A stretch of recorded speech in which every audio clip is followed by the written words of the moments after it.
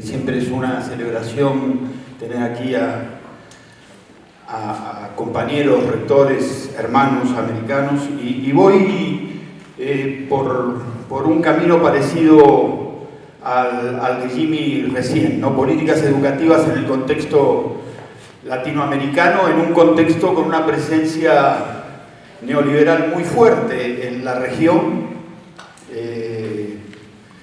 con clara denostación a los denominados gobiernos populistas, varios países, el nuestro. Y esta es una mirada que abole el pasado, que no habla de patria, es una mirada en algún sentido antinacional, entendiendo lo nacional como argentino y americano. La destrucción de espacios comunes. Voy a hablar de algunas cosas y después me voy a meter en educación, ¿no? El Mercosur, la UNASUR, ALBA, el grupo latinoamericano, todo esto se está destruyendo. Y en todo caso me acordaba de aquel principio que tiene más de 2000 años, que es del Imperio Romano, el de divide y reinarás, es mejor tomarnos de a uno. Y eso está claro en términos de una decisión que pueden tomar las grandes potencias, pero está menos claro en términos de lo que debe hacer cada uno de los países americanos, porque van a sufrir esa soledad. Entonces, el debilitamiento de los lazos nacionales siempre es en contra de las grandes mayorías. Y nosotros venimos, lo primero que dijo la primera ministra de Relaciones Exteriores de este gobierno es que venimos a desideologizar la política exterior. Falso. Porque el lugar donde ha venido Temer, la primera visita de Temer afuera de Brasil fue en la Argentina, y porque nos encolumnamos con otros para derrocar el gobierno discutido, pero en todo caso constitucional, de Venezuela. Y estamos ahí alterando una regla que la Argentina tiene en materia de relaciones exteriores desde el siglo XIX. La doctrina Drago, 1902, es una doctrina de un conservador. A mí me parece que tiene que ver con lo que decía Jimmy, desde dónde pensamos. Cuando el presidente dice América desciende de Europa, deja al 70% de los 500 millones de americanos afuera de la historia. ¿Qué es que América desciende a Europa? Y entonces ahí hay un desconocimiento profundo de la realidad y del pasado, y ese desconocimiento después se transmite a las políticas. Ese desconocimiento es ideología. Pero quiero compartir esto con ustedes como complejidad en un momento en que en Europa no solo hay neofascismo, sino que Europa, hasta los pensadores progresistas de Europa, están recuperando el concepto de la Ilustración y están diciendo que el concepto de eurocentrismo no está mal.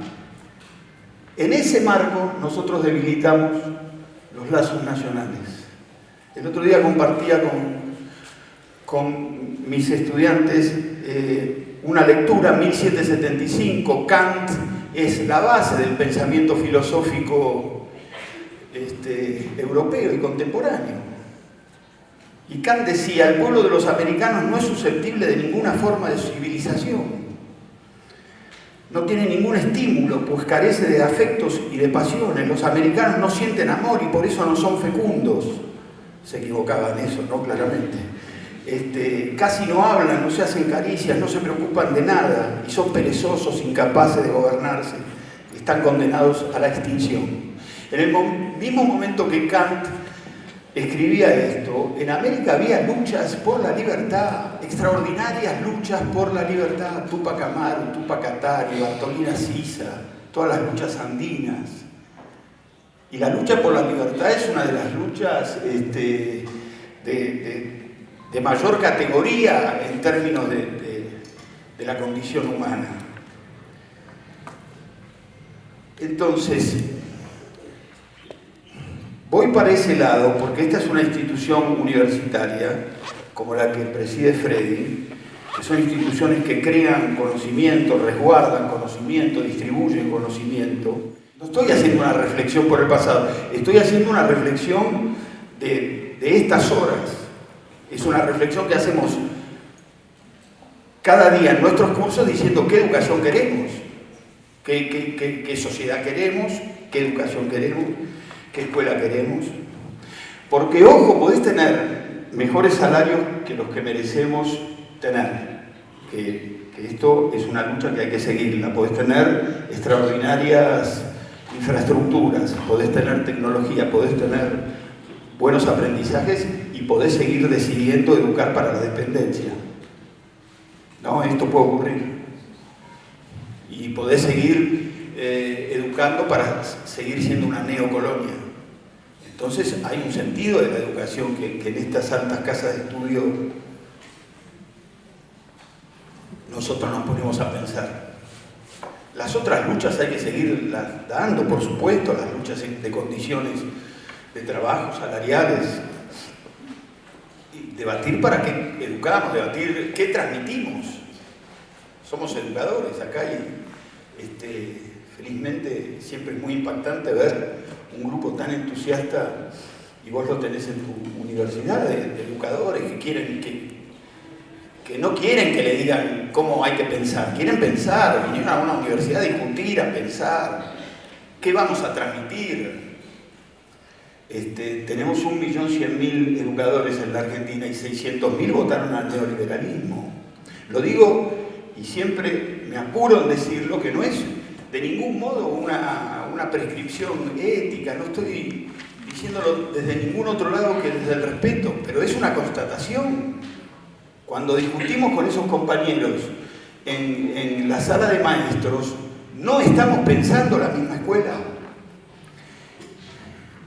Y ya nos dimos cuenta que el país no puede andar dividido por mitades, porque no avanza tampoco dividido por mitades, ¿no? Nosotros siempre recordamos a alguna directora, director que en alguna visita a alguna escuela, que siempre eran celebratorias, pues distribuíamos libros, netbooks, inaugurábamos escuelas, alguien nos decía, ustedes meten adentro a los que nosotros echaríamos. Gracias, bueno, gracias por la sinceridad, es muy impactante, pero gracias por la sinceridad. Ahora,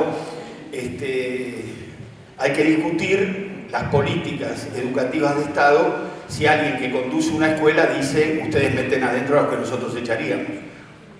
Porque lo que va a hacer todos los días, a cada hora, activamente, va a ser echar justamente, abro comillas, a los malos. Entonces, en ese sentido, digo, hay una discusión y hay una discusión epistemológica, y la lucha epistemológica es una lucha política.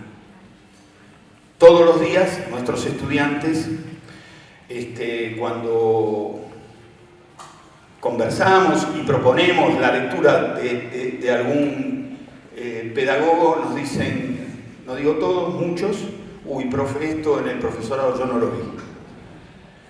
Entonces te metieron la mano en el bolsillo. Es fácil cuando te meten la mano en el bolsillo por el salario, es claramente advertible, pero en esto te metieron la mano en el bolsillo porque te escamotearon el conocimiento. Y puede ser que muchos piensen como piensan porque no tuvieron la oportunidad de ver, de leer y de admirar otros pensamientos. Bueno, nosotros no tenemos problemas con las personas, tenemos problemas con los pensamientos, y las pedagogías neoliberales, lo acaba de decir Jimmy, miran lo ajeno, ignoran lo propio, reprimen el conflicto, ocultan las diferencias, ignoran la diversidad, tienen una idea de trasplante, y hoy vas a Singapur a buscar pedagogos que enseñen matemática. Miren, busquen en la Argentina que hay extraordinarios pedagogos y pedagogas que enseñan matemática. No vayas a Singapur. O en todo caso, mirá el mundo, porque hay que enamorarse, por supuesto, del mundo y aceptar todas las ideas. No estoy, por supuesto, propugnando encerrarnos en el pensamiento. pero después hace aquello que hace 200 años sabemos que hay que hacer, o inventamos o erramos, ¿no? Es eso. Entonces, no a la meritocracia, no a la inteligencia emocional. Hay un video que se ha viralizado, que ustedes lo conocen, de una capacitación en la provincia de Buenos Aires de docentes haciendo circulitos. Bueno, discutamos. Me parece que lo que viene es una discusión. Si la formación docente será un programa como en nuestra escuela, que puede ser discutido, pero tenía una biblioteca atrás, o si los docentes en la Argentina quieren neurociencias e inteligencia emocional. Sin ninguna prescripción moral ni ética, yo digo, discutamos. Pues por ahí una abrumadora mayoría de compañeros y compañeras quieren hacer circulitos en el aire. Bueno, en todo caso propongo eso, propongo que estamos llegando a un tiempo que a mí me parece de mucha discusión.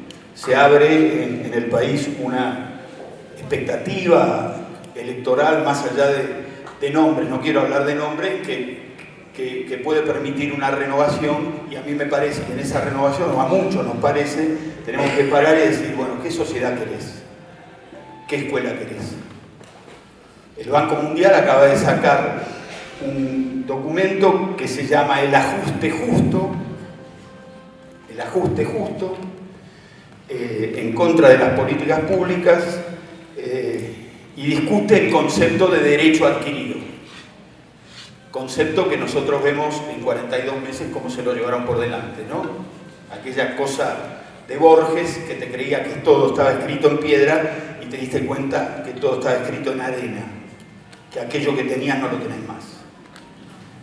Bueno, nosotros creemos que hay otra mirada, y digo esto y me apuro, una mirada no neutral, una mirada que sale de una deuda. Nosotros venimos de un trauma, los americanos provenimos de un trauma. Algunos lo llaman genocidio, otros le dan otros nombres, no voy a entrar en esa discusión, pero eso es un trauma, hay un vencido, no fue un encuentro, como algunos con todo respeto quisieron presentarlo. Entonces te tenés que hacer cargo de ese origen. Ese origen implica una responsabilidad. Y la responsabilidad es, digamos, tomar partido. ¿Contra quién sos neutral? Entonces, y escojo un ejemplo conocido. Simón Rodríguez hace 220 años que hablaba de educar a todos, en el siglo XVIII. Decía que los niños debían preguntar y no repetir. Decían algo que a mí siempre me impacta mucho, que las mujeres debían estudiar para no tener como único destino el convento o el matrimonio. Hace 220 años que Simón Rodríguez decía eso. Y cuando decía todos, el todo de Simón Rodríguez es un todos. El todo de Sarmiento es un todos. Sarmiento ha sido extraordinario en la construcción del sistema educativo argentino y nosotros no hacemos denostación de Sarmiento. Ahora, el todos sarmientino estaba lleno de excepciones. Y el todo de Simón Rodríguez eran los guasos, los chinos, los bárbaros, los gauchos, los cholos, los negros, los prietos, los indígenas, la gente de color, los morenos, todos. Y Artigas hace 200 años decía, ¿habrá patria para todos o para nadie? Hace 200 años. Y hoy hay algunos compañeros nuestros que son neodarwinistas, que te dicen, hay pibes que no son educables. Bueno, provenís de cada uno sabe de qué linaje proviene. Nosotros queremos provenir de ese linaje que decía que todos pueden ir a la escuela. ¿Por qué tenemos que discutir con los compañeros y compañeras que hay algunos que no son educables, que no todos tienen que terminar la secundaria? ¿Y por qué hay que pelearse con el vaticinio oficial que dice que los pobres no llegan a la universidad? Lo cual es absolutamente falso. Voy terminando. Por eso digo que atrás de las ideas no son ideas electorales. Porque algún compañero me dice que algún estudiante puede reaccionar o ha reaccionado, y eso pasa, y está bien, y dice, no, profe, no mezclemos la política con lo educativo, no son ideas electorales o políticas en el sentido de lo que vas a votar en octubre, son valores, esto quiero transmitir, son valores, es axiológico lo que estamos discutiendo. Este es un sistema que irradia indiferencia, este es un sistema que no tiene la necesidad del otro, este es un sistema que baja el umbral de empatía. El otro día en San Juan mataron a un pibe, lo lincharon por robarse un celular, lo cual es tremendo, pero más tremendo es que el diario después hace una indagación y el 70% de la población está de acuerdo con eso. Entonces, eso es lo que entiendo que la discusión pedagógica también tiene que abordar. Un sistema que te desprecia, un sistema que quiere estudiantes encerrados en su subjetividad, que brillen solos y que corran una carrera solo por ganar, no es lo que esta universidad y muchos educadores de la Argentina quieren, pero no está decidido cuál es el rumbo, y entonces hay que discutirlo.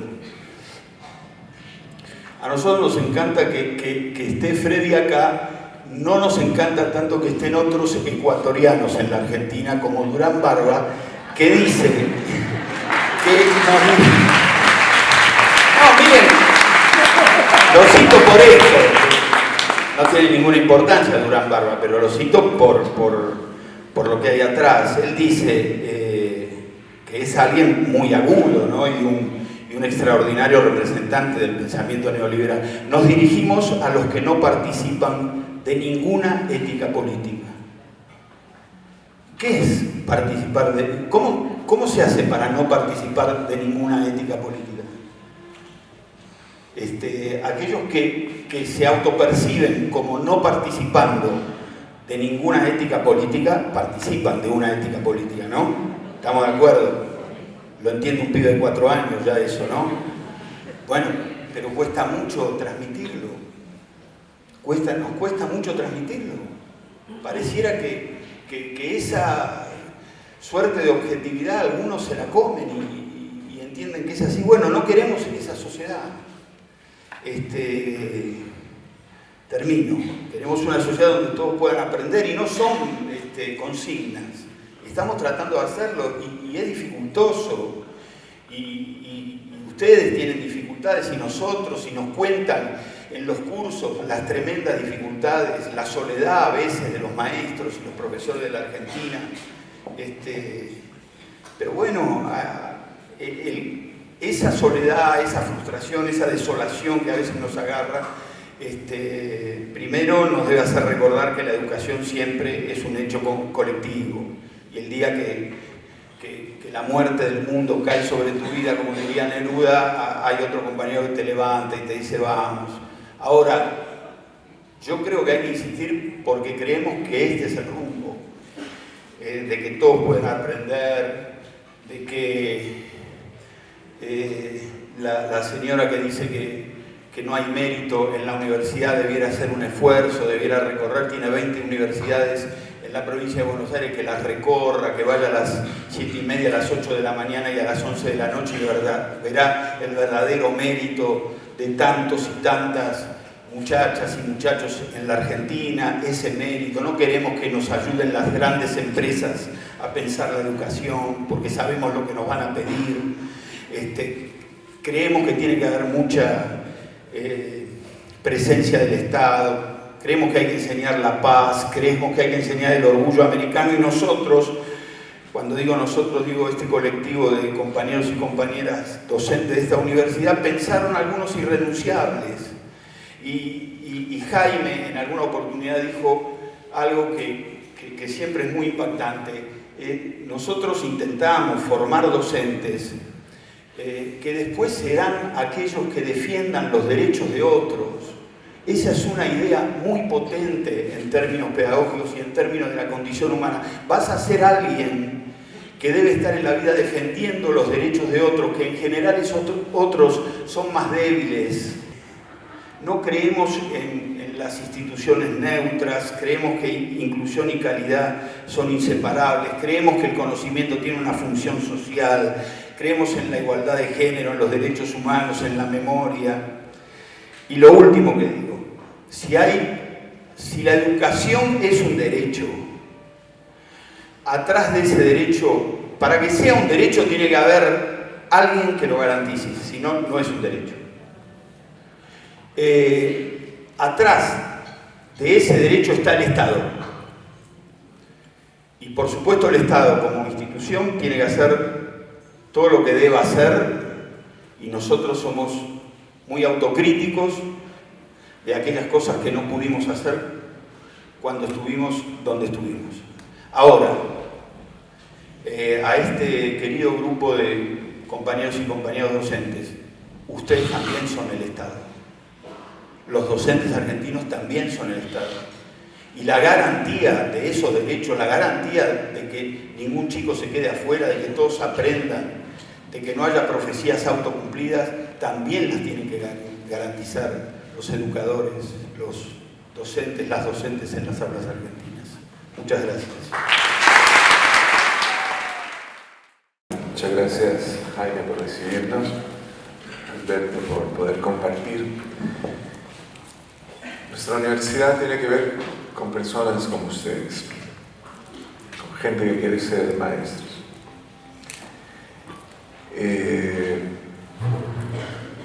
Nuestra solidaridad con ustedes, en realidad tengo que decirles que es una ignominia lo que ha pasado estos 4 años aquí en la Argentina.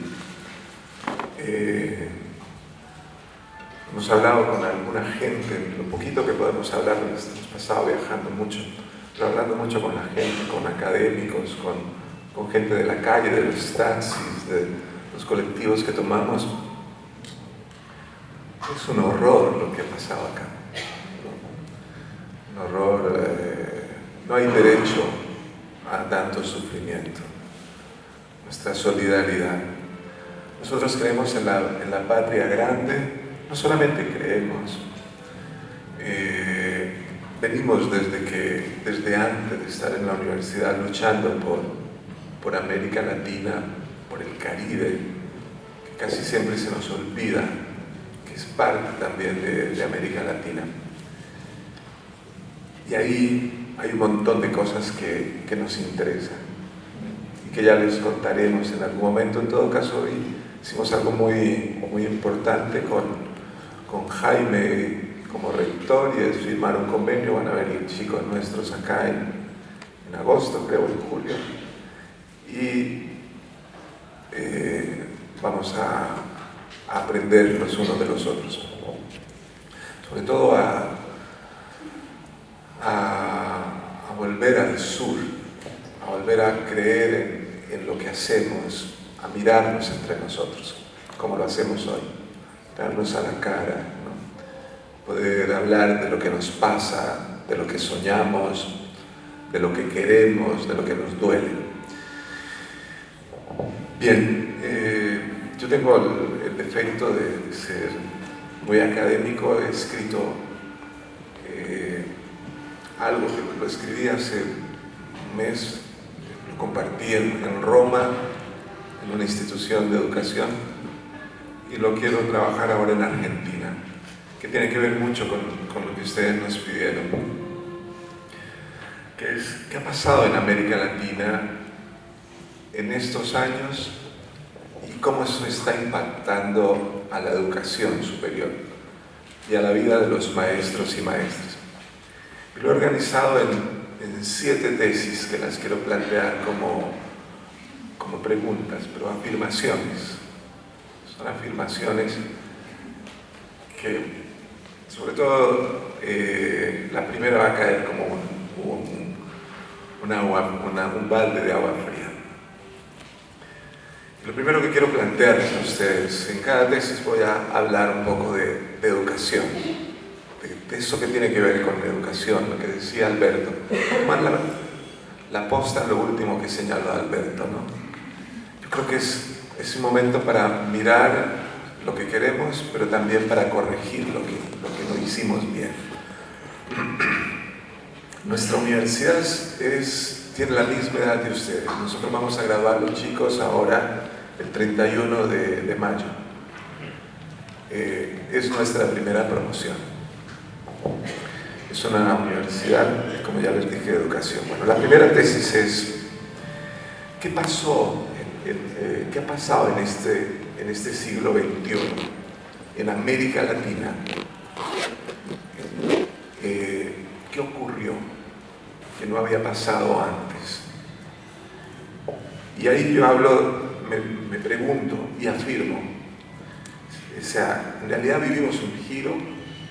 Yo digo, el giro de América Latina y el Caribe a comienzos de este siglo no corresponde a creer que estuvimos en cambios radicales en la educación. Lo primero que digo, o sea, nos faltó hacer cambios más profundos en la educación. O sea, se hicieron grandes cosas en América Latina. Me baso un poco de estadísticas de la CEPAL y de estadísticas que manejamos en la universidad que tengo. O sea, se avanzó muchísimo en el derecho a la educación. Pero esto venía desde el 98 en Cuba, luego el 2008 en Cartagena y lo ratificamos ahora en Córdoba hace un año.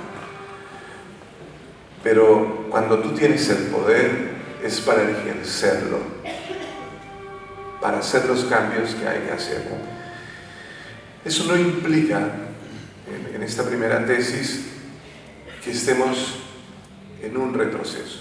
No implica necesariamente que las cosas estén yendo para atrás.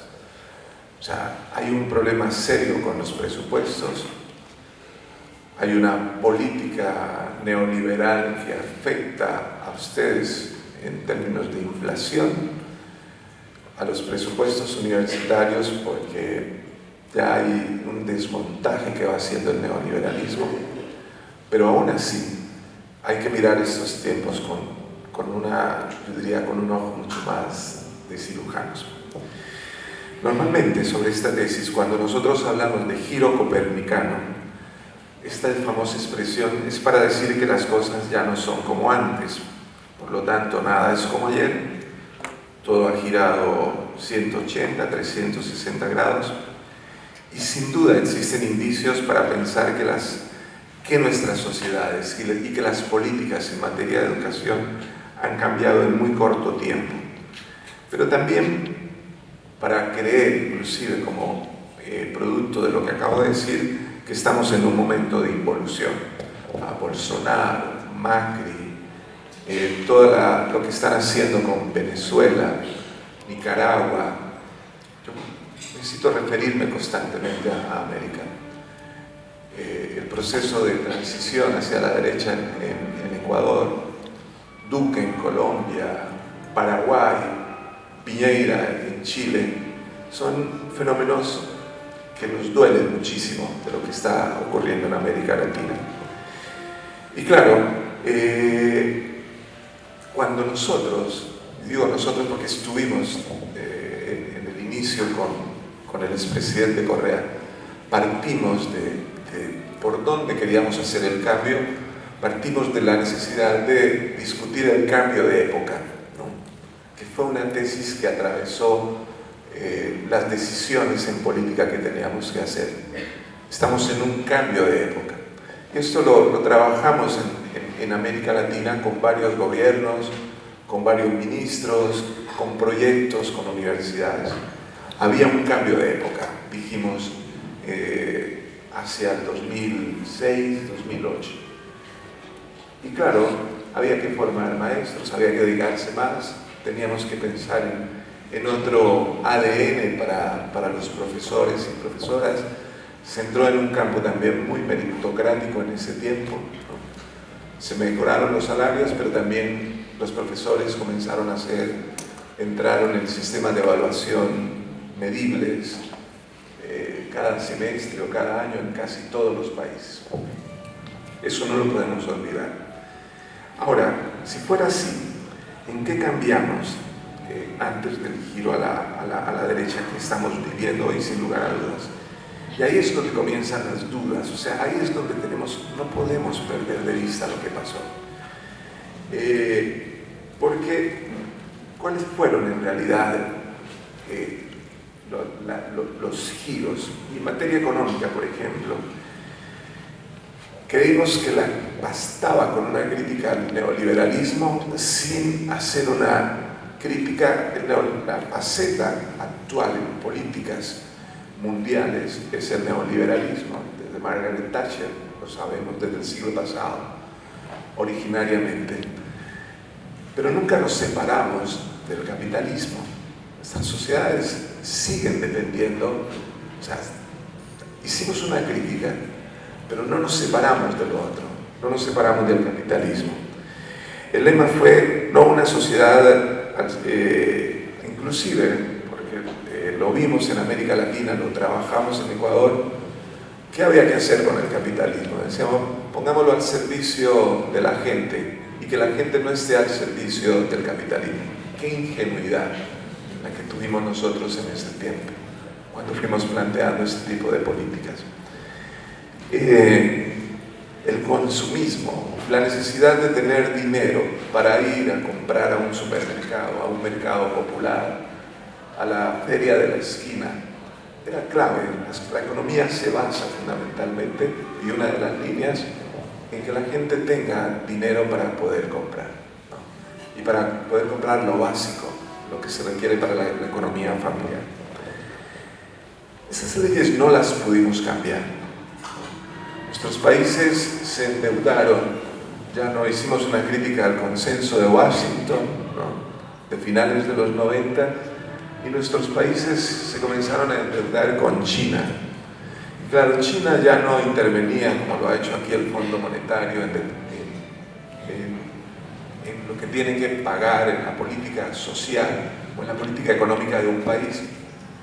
En China negociábamos, como en Ecuador, petróleo, minas. No ha habido una injerencia directa, pero negociamos un modelo de desarrollo con ellos, indirectamente, porque era el extractivismo. ¿Por qué Trump tiene una base blanca, racista? ¿Y de dónde viene esa base blanca? Porque hay una reacción, por ejemplo, en el Brexit de los ingleses del Reino Unido. Uno se da cuenta de algo que no imaginábamos ni siquiera hace 2 años, y es que la globalización comenzaba a tener efectos sobre las clases medias y sobre las clases trabajadoras. Hay algo que está pasando en el mundo, que lo están aprovechando gobiernos populistas, y hay una deriva increíble hacia el racismo, hacia la misoginia, hacia la vida de las mujeres, hacia las políticas de migración. Hay una involución de los gobiernos del mundo hacia proteger nuevamente, porque hay una crisis de la globalización. La gran promesa de los 80, de finales de los 80 y de los 90, se está viniendo abajo. Entonces, con eso hay algunos datos, pero coloco la primera conclusión y doy un salto enorme. El giro copernicano de inicios de este siglo no fue tal giro. Es lo primero de ahí tenemos que partir. Yo uso a Kant nuevamente, como lo hizo Alberto, pero yo vengo también de la filosofía. El giro fue kantiano. O sea, nos tuvimos que mover en las condiciones de posibilidad, que es siempre las que nos tenemos que mover. ¿Cuáles fueron las condiciones de posibilidad? Lo inevitable. Nosotros desde la caída del muro no tenemos, o sea, si hay un problema, colegas de la educación, profundo en nuestra sociedad, es que nosotros nos movemos en el mundo de lo inevitable. No volvimos a soñar un mundo diferente. Lo voy a decir más adelante, o sea, el mundo de los derechos y de la democracia está vaciado de la propuesta de un mundo nuevo, porque ya están marcados dentro de un modelo determinado. Eso no lo dijo Fukuyama, perfectamente estaba marcado eso. Esas condiciones, esa es la primera tesis. Ahora, ¿eso cómo impacta en la educación de manera directa? Sin negar que hubo cambios importantes en la educación. Se abrieron muchas escuelas. En Ecuador hicimos las escuelas del milenio, mejoraron los salarios de los docentes. Antes se ganaban $500, ahora un docente no gana menos de $1.200 en el Ecuador que trabajan en educación. Hubo condiciones mucho más, pero la sociedad vino, se hizo meritocrática, pusimos leyes como es un programa que intentamos nosotros resolver, que es docente que no tenga licenciatura se va del sistema, porque ya no se permitía que los docentes no tuviesen formación, ¿no? O sea, la pregunta que corresponde saber en todo lo que pasó en estos años es ¿en qué? En educación. ¿Y cuál fue el modelo de educación? Cuando uno mira al mundo, y no solamente en América Latina, lo tengo que decir, el modelo de educación es único. Es único. Lo que ustedes hacen acá lo hacemos nosotros en Ecuador. O sea, lo que ustedes enseñan de matemáticas lo repetimos allá. O ustedes repiten lo nuestro. ¿Quién inventó esto? ¿No?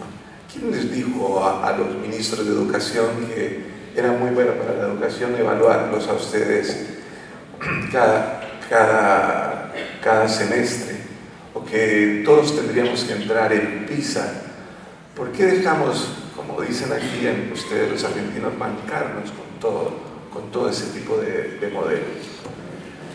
O sea, al mismo tiempo, porque es una de las grandes paradojas en las que nosotros estamos mundialmente, es que la educación para todos, nadie te va a discutir la importancia de que un guagua, o una guagua, como decimos en Ecuador, entre a la escuela, ¿no?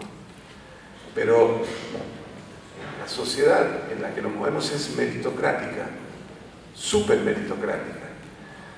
Y eso, o sea, al mismo tiempo que nos volvimos demócratas, nos hicimos meritocráticos, ¿no? Y los chicos van hacia allá, van hacia allá.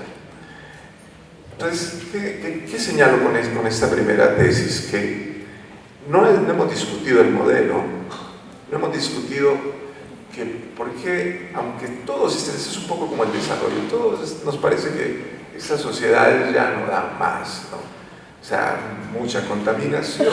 Si ustedes quieren ir a la ciudad de Buenos Aires, son 2 horas en los fines de semana. Nuestras sociedades de las ciudades son increíblemente solas, ¿no? La vida de la gente es sola en general. El dinero no alcanza, etcétera. ¿Qué es lo que hacen? Pues termina el fin de semana y una película, cierras el teléfono, no quieres saber de nada más, y así va pasando la vida, va corriendo constantemente la vida. Yo traigo la vida porque la voy a colocar al final, sobre el movimiento de los chalecos amarillos, ¿no? Que los hemos seguido y lo estamos debatiendo de por qué hay un movimiento como tal, de ese tipo, que hoy seguramente ha protestado en la mañana y que va a seguir protestando. ¿Qué es lo que está en el fondo de la sociedad discutiéndose en este momento, del mundo, ¿no? ¿Por qué salen? ¿Por qué le dicen a Macron, queremos entrar en la democracia? Usted no nos va a decir más. Queremos un referéndum, no queremos esto, queremos discutir la vida, y la vida en condiciones marxistas. O sea, a nadie se nos va a ocurrir que el marxismo se terminó. Hoy tenemos que ser radicalmente marxistas. Tenemos que discutir cuánto necesitamos para educar a los niños, para tener una vida digna. Pero tenemos que discutir la distribución de la riqueza y la distribución de la pobreza también, de vidas más sencillas, ¿no? Entonces, frente a la conciencia generalizada de que los tiempos cambiaron, una cuestión fundamental fue cuál es el modelo de educación que se impuso, el modelo que nos autoimpusimos, que creímos que todos los rankings, las regulaciones. Hace rato ustedes comenzaban la discusión en Mercosur y tal como lo dijo Alberto, han venido desmontando todo. Pero si hay yo diría, si hay una cosa que no podemos perder de vista, es que la derecha no tiene proyecto. No hay proyecto. El proyecto está acá. Ustedes lo tienen. Lo otro es inconsistente. O sea, tienes unos peleles como Durán Barba. O sea, Durán Barba tiene el trabajo, pero necesita uno ser muy ignorante para contratarle a Durán Barba. El tema acá es en qué momento aceptamos que el mundo tenía que ser así y determinamos que las cosas tenían que ocurrir de esa manera, con un modelo comparativo, competitivo, con universidades, profesores que tienen que hacer scopus, correr a los rankings, ¿no? Cuando nuestras universidades van a estar en el puesto 10.000 de Singapur, nos interesa además. ¿Por qué no pensar en una universidad para la transformación de la realidad, para la transformación de realidades locales, y que nos coloquen que nos pongan indicadores de cambio de la universidad, y que ustedes sepan que es más importante que un scopus, un trabajo, una nota de prensa, una preparación de una escuela con niños y niñas que tenga que ver con un jardín, con la transformación de una vereda, con el tiempo libre, con otro tipo de cosas. Eso nos va a tocar arrebatarlo a los gobiernos también, inclusive de izquierda. Nos toca arrebatarlo también dentro de la educación. En sentido estricto, la educación cambió hasta donde podía cambiar, pero se impusieron otras decisiones sobre maestros y maestras y no llegamos a lugares más. La segunda tesis, yo voy a llegar a 4 tesis nada más, si no vamos a quedar acá y me voy a comer su sábado. La segunda tesis es: en los años de los gobiernos reformistas aumentó una mirada sobre América Latina, que eso me parece a mí que fue vital. La mirada sobre una América que nos ayudó mucho. Lula está en la cárcel de manera injusta. Evo, que sigue, que seguramente es uno de los gobiernos que más crece en América Latina y en el mundo económicamente, pero nadie habla de Bolivia, todo el mundo habla del fracaso de Venezuela, y con eso a todo el que piense de izquierda terminan diciendo: a ver, ¿cuál es la propuesta? Venezuela, tal como hacen, seguramente aquí volverán y cogerán a Fernández, que es el mismo libreto. Quieren Venezuela, y nos tragamos el cuento todo, ¿no? Los Kirchner hicieron un trabajo extraordinario acá en Argentina. Mujica, Chávez, todos hicieron, o sea, fue la gran generación. Alberto y seguramente Jaime conocieron, estuvieron metidos ahí, era una maravilla en esos tiempos. Esos tiempos no volverán, van a volver de otra manera seguramente. Y se lograron cambios importantes. Pero ¿cuál es el problema que tenemos acá? Que sucedió una mistificación de la mirada. Creo que eso tiene que ver un poco con el shock de hace 50 minutos. Mistificamos la gente, mistificamos las personas, y sin ellos no podía pasar nada, ¿no? Valoramos increíblemente lo que hicieron. Lacan, permítanme un poco la deriva en el mundo del psicoanálisis, decía que el objeto fundamental no es lo que ves, sino la mirada misma. Y la mirada del norte sobre el sur siempre ha sido dominante y colonial. Antes de asumir, estaba trabajando yo en la Universidad de Cambridge, en Inglaterra. Hicimos un debate sobre el buen vivir y vinieron expertos de diferentes partes del mundo. Y claro, la discusión siempre del norte era: el norte nos mira, bueno, primero ustedes siempre parecen como, o sea, permítanme, no lo digo de una manera vulgar ni de burla, jamás lo tomen de esa manera. Ustedes son como los latinoamericanos más europeos que hay pero Buenos Aires, no, eso no son los de Santiago del Estero, ni los de Entre Ríos, es la capital, son los porteños, ¿no? siempre nos miraban. Por ejemplo, en esa reunión de Cambridge nos decían, ah, mira, ustedes haciendo cambios en América Latina, qué bueno, ¿no? Los Kirchner, ¿no? Y nos miraban así un poco como con desconfianza, ¿no? Decían, los cambios no son tan de cambio, ¿no? O sea, están haciendo así como, o sea, ¿cómo se les ocurre irse contra los medios de comunicación? Nos decían en ese tiempo. O sea, es una mirada de atracción, pero al mismo tiempo de considerar que aquí no va a pasar nada, ¿no? O sea, todo va a pasar en Cambridge, en Estados Unidos, etc. Bueno, ya lo dijo Alberto, ¿no? Europa y Norteamérica desde siempre nos han visto desde arriba hacia abajo, como el que sabe al ignorante, el padre al hijo, el amo al subalterno, el macho a la mujer, el civilizado al salvaje. La cita fue lindísima, la de Alberto. No obstante, gracias a estos gobiernos reformistas pasó algo que, más allá de las escuelas que hicimos, de las universidades que se crearon, una cantidad de cosas, hubo algo que es invaluable.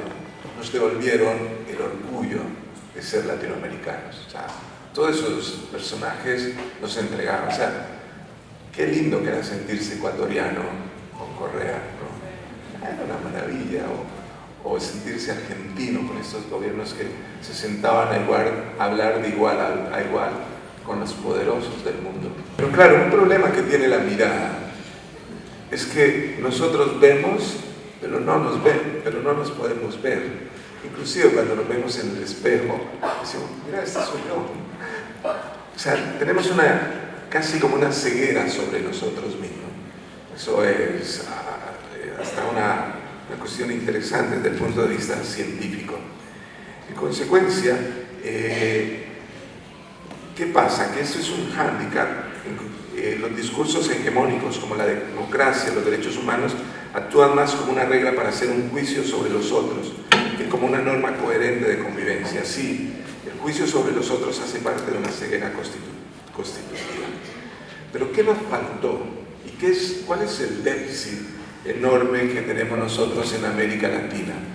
Que podamos vernos entre nosotros, que ustedes se puedan ver con los bolivianos, que se puedan ver con los uruguayos, con los paraguayos. Hay unas enemistades profundas, hay unos prejuicios ancestrales que inclusive yo me pregunto si la educación lo cambia todo, como lo pensarían cualquier profesor y profesora, pero eso permanece dentro de nuestras sociedades. Hay una mirada que todavía nosotros no experimentamos, además de la mirada fantasmal, y es que todavía nos quedamos en nosotros mismos. No podemos caer en el error nuevamente de copiar a los demás. Yo creo que a ustedes no les interesa ser como Harvard, ese no es el objetivo de esta universidad, pero tampoco les interesa ser como ustedes mismos. Tenemos que mirarnos entre nosotros, aprender a vernos a la cara. Eso en educación, ¿cómo se resolvió? En educación se resuelve eso todos. O sea, ¿por qué es lindo trabajar con educadores como ustedes? Ustedes van en la mañana, se paran, desayunan, envían sus guaguas a la escuela, se van al colegio y están allí, los muchachos. Tienen un nombre, tienen un lugarcito donde colocan su mochila. Eso no pasa fuera de la sociedad, eso pasa en la escuela.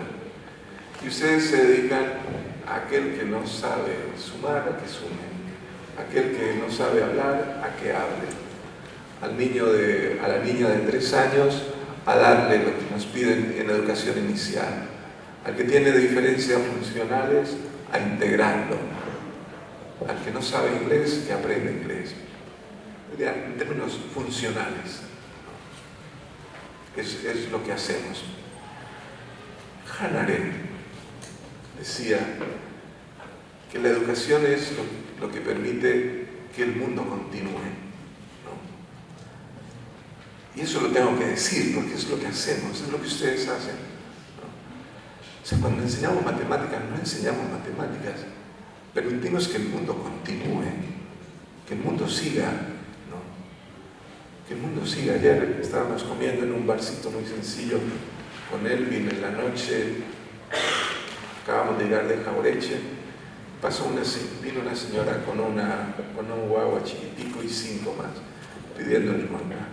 Eso nos impacta muchísimo porque eso no lo vivimos y es muy raro en nuestros países, que son más pobres. Y nos impacta que hayan llegado a ese tipo de condiciones. Y bueno, Elvin, que mejor persona que yo, le puso un billete a la señora, había colocado un letrerito allí, un poco explicando su situación con los cubanos. Claro, ahí pareció, te están explotando, no nos importa un pepino lo que piensan. Habían 5 niños con cara de hambre y entregó le puso un dinero. Yo me fijé en una cosa, quien cogió el dinero fue la niña, ¿no? Y lo que pensaba, porque alguna vez trabajé con niños de la calle, nos preguntábamos cómo hacen para aprender ellos matemáticas, a devolver, saber que eso es dinero, la importancia. Uno dice, no, pero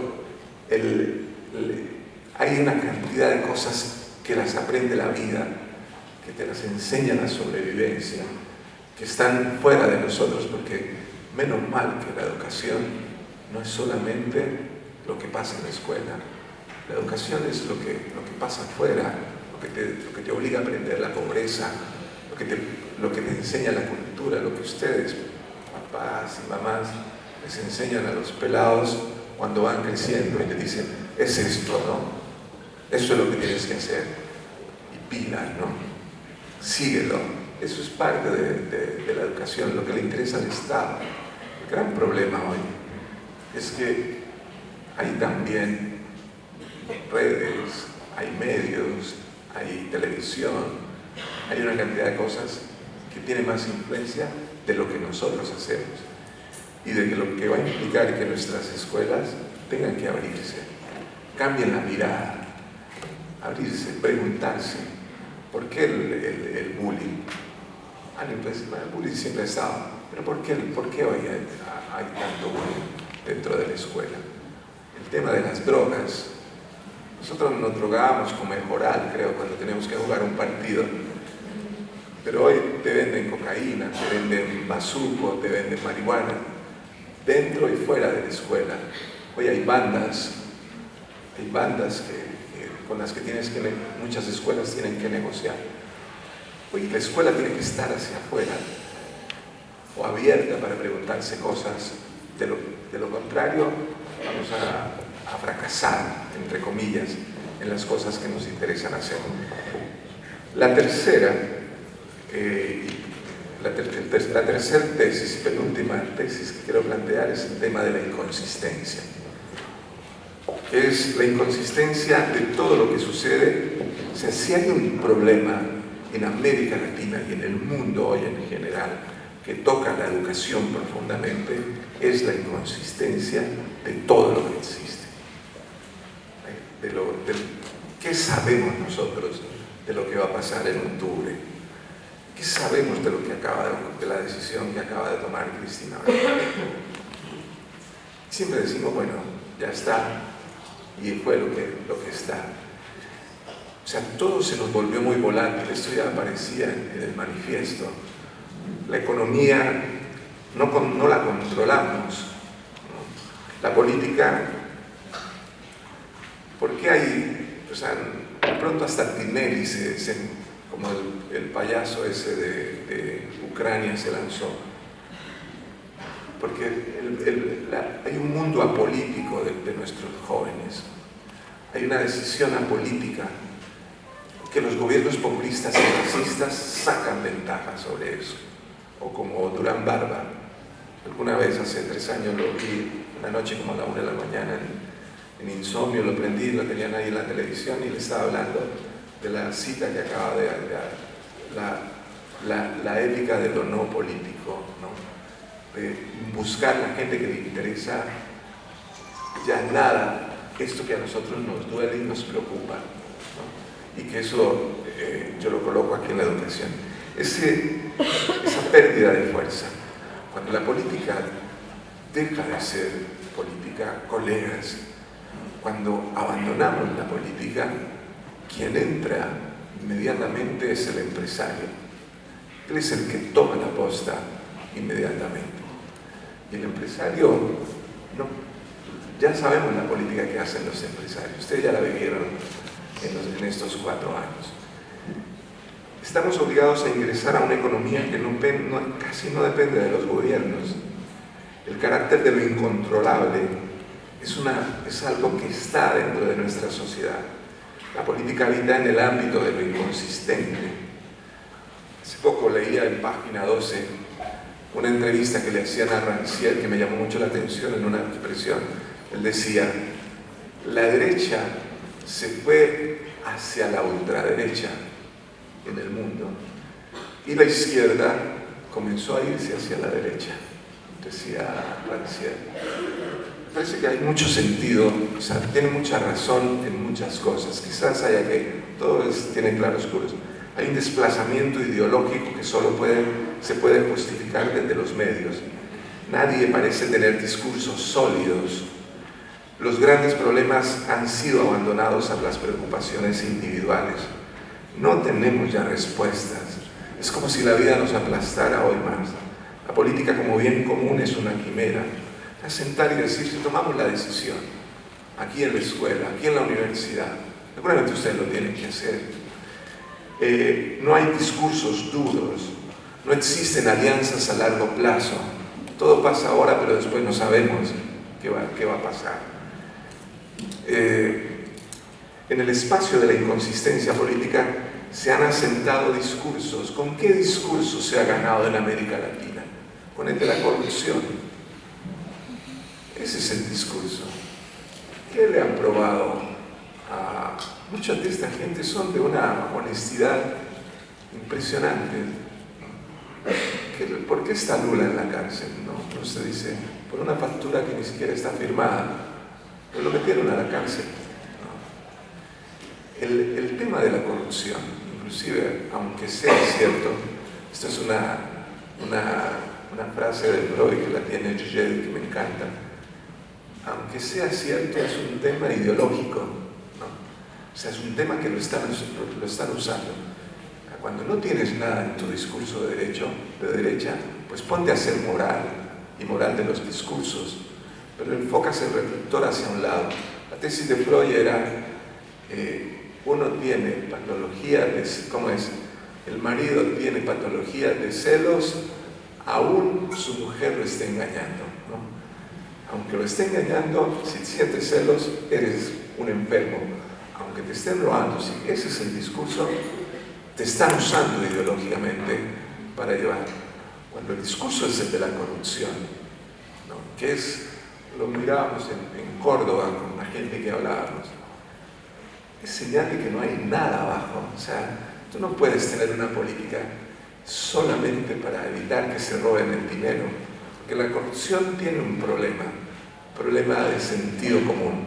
El problema es quién llegó primero, quién se llevó las cosas primero, ¿no? O sea, con esto no estoy normalizando las cosas, no está bien, pero el discurso de la corrupción viene desde finales del siglo pasado, de la década de los 90, y quien manejó eso fue el Banco Interamericano de Desarrollo.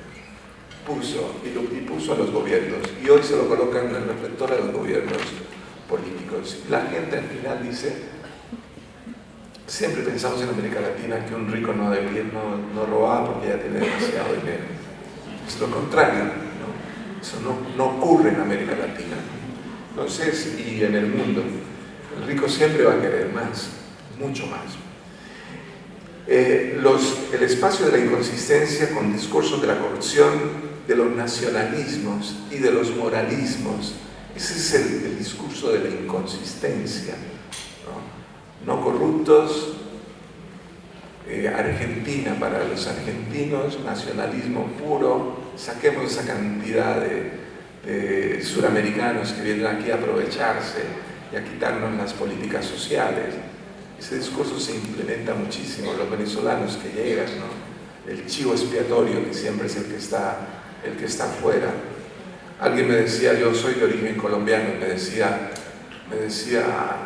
estuve en Colombia visitándole a mi madre ahora en diciembre, y le decía a mi madre, ¿cómo están las cosas? Que todo cambió. ¿Y por qué? Y se está lleno de venezolanos. Le dije, increíble. Yo tenía entendido que los colombianos siempre somos lo más delincuentes posibles del mundo. No hay nadie, le decía molestándole a mi madre. Pero eso pasa en el imaginario y en la conciencia de la gente. Los nacionalismos, los moralismos increíbles en los que hemos caído, ¿no? La posibilidad de que las mujeres discutan, tomen derechos sobre su cuerpo, hablen del aborto, hablen de que no quieren que las violen, y que el Estado debe garantizar ese derecho. Eso no puede estar en las manos de un político. Pero el mundo se volvió moralista. Ahora no es raro que hayan programas en que les intenten llevar a ustedes nuevamente a cantar el himno nacional, a que los chicos, a hablarles de Sarmiento, de los grandes héroes nacionales, porque no hay que perder eso. El discurso político entró ahí de pronto en el mundo, de una manera súper peligrosa, súper peligrosa. No me voy a referir a eso. ¿Esto qué impacto tiene? Que la inconsistencia en educación se evidencia en tres ámbitos. El desplazamiento de la enseñanza-aprendizaje. Ojo, porque aquí voy a hacer una crítica enorme a algo en lo que yo estoy convencido. Y seguramente ustedes están. Pero lo quiero colocar acá porque creo que es válido.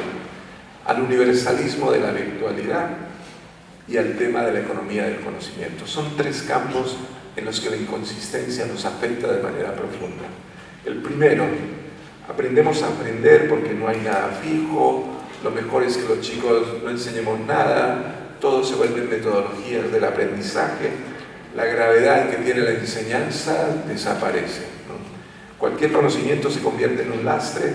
Hemos pasado del profesor lleno de conocimientos, que seguramente, bueno, en mi caso, somos de los últimos diccionarios, nosotros nos formamos en muchas universidades, aprendimos muchas cosas, ahora se nos dice no, aquí lo que tiene que haber es pedagogía, ¿no? Y para aprender lo mejor es no saber, sin embargo no es un conocimiento que nos libera de las ignorancias. Esa es una de las cosas importantes. Claro, entonces cuando nos dicen, llegan los especialistas, ¿no? Y nos dicen, ¿qué pasó? ¿Qué ocurrió con los currículos? No, los currículos hay que cambiarlos cada año, porque el conocimiento está circulando, la inconsistencia de las cosas, todo cambia. Entonces un chico, tenemos que discutir las matemáticas de ahora porque ya no son las mismas matemáticas del año pasado. Ese discurso entró y tocó directamente la educación, la virtualidad, ¿no? Y en esto también lo digo con mucho respeto, ¿no? Claro que tenemos celulares, ¿no? Ustedes no sé si han leído a Harari, que dice, es el mal leído del mundo, ¿no? El Homo sapiens, de Animales a Dios, las 25 lecciones. Tienes un loco como Harari, ¿no? Que todo el mundo lo lee. Yo lo leí también. Que te dice, se acabó el mundo del humano. Aquí, dentro de, quizás a final de este siglo, no gobernarán ya los Big Data, la inteligencia artificial. Tendremos, en lugar del Señor que nos trajo, nos traerá un robot. Jaime dirá, le programará el robot para que vaya y nos recoja. Todo eso está en el mundo del delirio. Pero, ¿qué voy con eso? Porque ya cada uno se crea lo que tenga que creer. El problema siempre es que la virtualidad la estamos nosotros usando dentro del mundo de la inconsistencia, ¿no? No sé si ustedes leyeron a este derechoso, si es argentino judío, Oppenheimer, en un libro que sacó sobre los temas de inteligencia, hablando de Einstein, ¿no? El famoso robot de Einstein, ¿no? ¿Qué vamos a hacer los profesores? Nos van a reemplazar robots, ¿no? Son más tolerantes, no se nos, como decimos en Colombia, no se nos salta la piedra cuando un pelado no aprende o se quiere escapar. El robot va a tener van a ser mejores que nosotros. El mundo de la virtualidad es un mundo de la inconsistencia. Es un mundo en el que yo diría, no es lo único, pero que cada vez nos lanza a que tenemos que aprender más, ¿no? Tenemos que saber más. En educación somos muy consumidores de las novedades. Bueno, y paso por encima. Y tomo ya, a manera de conclusión, lo último, que es lo que me interesa, la tesis séptima, que es, colegas, ¿qué es lo que está en juego hoy? ¿Qué es lo que tenemos que poner en la mesa? La economía, claro, necesitamos. Que no haya evaluaciones, que nos valoren más, que nos suban el salario, claro. Pero lo que tenemos que poner va a ser la vida. La vida. Eso es lo que está en riesgo.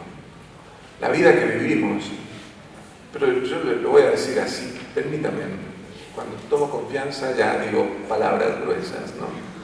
La vida que vivimos es una mierda, ¿no? Entonces, tenemos que discutir la vida.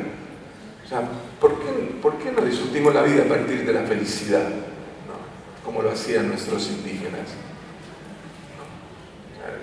¿No? Una vida comunitaria, ok, es difícil vivir con uno, ya tú me estás mandando a vivir con 10. No, entonces, no es eso lo que yo les propongo, de convertirnos todos nuevamente en indígenas. No, es esa vida que tú corres en 3, 4 salarios, que llegas, sales del colegio, vas a hacer empanadas, los fines de semana sacas tus zapatillas y haces trueque, esa que a ustedes les ha tocado vivir, siempre en gobiernos neoliberales. Porque aquí es brutal, o sea, para mí la pregunta que me lleva es ¿por qué el sistema neoliberal ha sido tan duro con los argentinos? ¿Por qué? O sea, es una cosa que no lo sé, pero es la vida lo que hay que discutir. No si se van a casar, ¿no? El matrimonio yo creo que es una herencia que ojalá algún día desaparezca, ¿no? Pero el asunto es el derecho a comer bien. Ustedes me perdonan, soy respetuoso. Me encanta que el martes sea algo comunitario. Que tengan cosas, que haya que pensar en la recuperación de cosas, que haya que volver a la naturaleza, que haya que colocar la felicidad como un principio que determina el trabajo. ¿Qué tan felices somos en los que trabajamos? ¿Nos comemos allá unos con otros? ¿O hacemos las cosas para que los demás sean felices? Volver a eso. Y para volver a eso, ¿y por qué coloco eso? Y voy cerrando ya. Porque a mí me parece que la vida vive en condiciones abyectas de exclusión hoy en día. En París, en Ecuador, en cualquier lugar. Con excepción, cuando tú sales a las comunidades, ahí hay otra línea que se establece. Pero esa no es la que le interesa al marketing ni al capitalismo. Lo que le interesa es la vida en la de que, ¿cuál es el problema? Que ya no te puedes comprar un carro nuevo. ¿Ese es el problema tuyo? Bueno, te van a dar chance para que compres un carro. Eso es lo que queremos. Por eso digo, aquí hay cosas de fondo que nos corresponde a nosotros, los educadores, darle la vuelta. Muchas gracias.